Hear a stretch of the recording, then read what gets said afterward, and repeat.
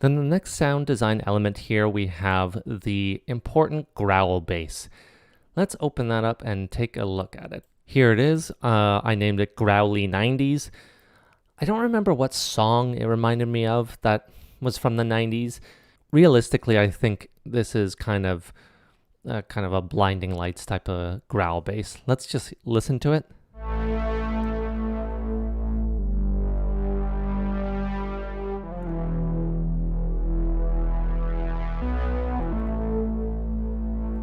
Sorry, I messed up there. But either way, you got the idea here. So it's got that really kind of slower attack. It kind of settles into it.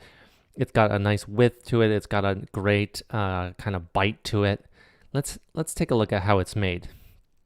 So unlike a lot of basses here, since it's such an important part of the song, it takes up a little bit more room on the frequency spectrum, and it just takes up more room as well on the kind of the 3D aspect of it. So it's more wide than your typical mono bass. But because of that, it's a huge aspect of the song, and it's in Blinding Lights, for example, it's a huge part of it. So let's look at what we have here. We have a couple important elements. The first is kind of this basic, through this basic mini, I have almost a sine wave, but not quite. This adds a lot of depth. So that's really the huge part of the low end, along with the sub. So the two drivers of that sub region are this basic sine wave -2 octaves and this other almost sine wave, let's call it. Both of these are actually kind of just one voice of unison, because the low aspect I want to be towards the center, while this higher aspect is what's driving kind of the width of the sound. And that's a cool trick if you're making basses. So like if you want something wider, don't make the low end too wide. What you'll do is make the higher part wider, while the low end can stay more stable and towards the center. That allows you kind of not to have too much going on in the mix, and it prevents muddiness as well. And let's just listen to oscillator B on its own. So this could be the basis of a pad, really, but when you add these all together,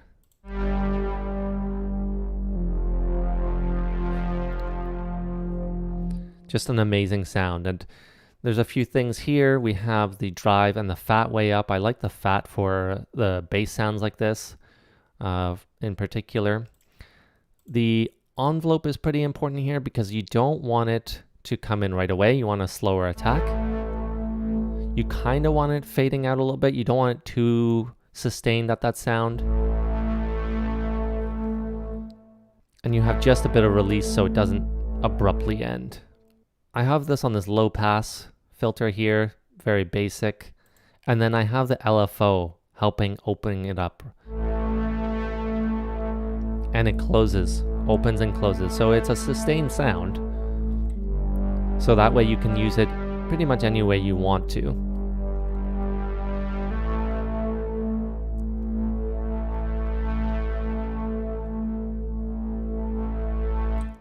I just love the kind of opening and closing. You could even automate it to kind of open more. You can start off a song with it kind of on the lower end of the spectrum, whatever you want. Over here, you'll also notice again, the fine knobs are different. That's because, again, you're adding detuning, and that kind of creates a little bit more width and separation between the sounds. Then we have a little bit of distortion. That distortion is hugely important in this particular pad. You can hear really kind of having that growl sound without the distortion. Not bad, not bad, but it sounds more like a pad, like a deep pad, but with this, just a ton of texture all of a sudden. Really important, and I love tube distortion. Kind of gives it that analog feel. The hyper is really meant to kind of give it that width again.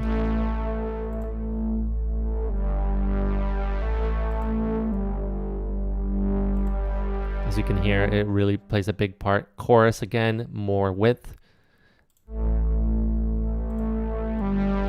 You can hear it's really up the center without these two. And then lastly, a little bit of reverb.